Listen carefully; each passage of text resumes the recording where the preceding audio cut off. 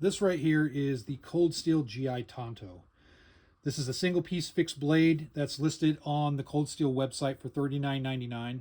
You can find this for cheaper on sites like Amazon. If you go and look, you're going to see a lot of listings for this, and there are sometimes sales. You may even find this for less than 30 bucks. This blade is 12 ounces for weight. The blade thickness is 4 millimeters.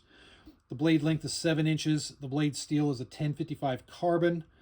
The handle length is 5 inches, and it does have polypropylene scales on each side. Overall length is 12 inches.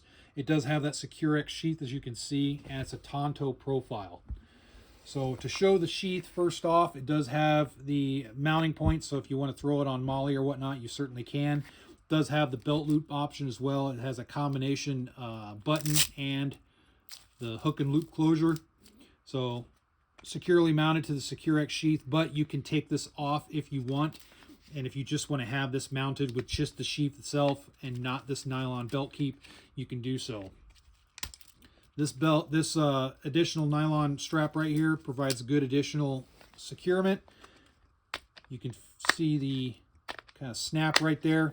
Overall, pretty decent securement and retention on the Kydex. Not the best in the world, but for 40 bucks, I'm not going to complain. I think it's pretty decent. So here it is, made in China. You can see it's stamped right there, and then you have your branding right here. This has some dead space right here on the blade, but that space could be used for striking a ferrocerium rod or just choking up on the blade. You can also strike ferrocerium rod on the back. It has a pretty good angle to do so. The blade is uniformly sharp from the bottom all the way to the edge, so I like that. The scales are a good thickness, but they are a little bit slick.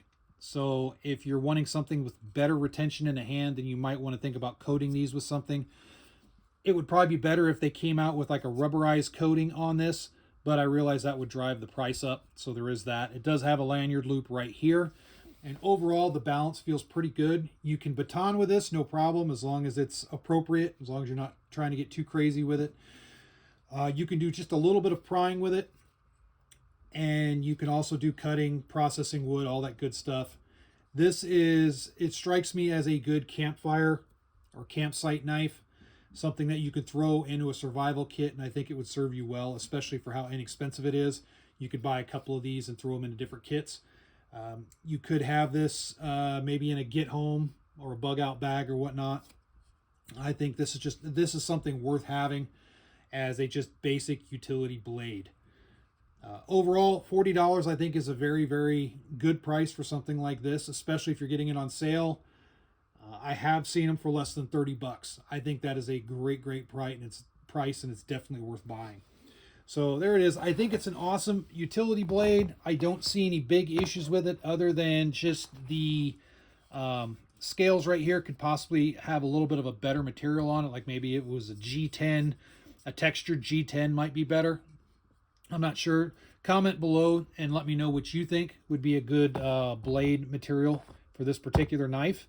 And then one thing I would change with this is you can keep that right there, but I would get rid of that branding because that just cheapens it when I see branding like this. I think it just cheapens the overall look of the blade. So keep the Cold Steel, or just take this off and just stamp Cold Steel in here, the subdued stamping or whatnot, and then just leave it at that. And I think it would look a lot better. So anyway, there it is, just a basic knife for utilitarian type uses. And with that said, I look forward to reading your comments. Till next time.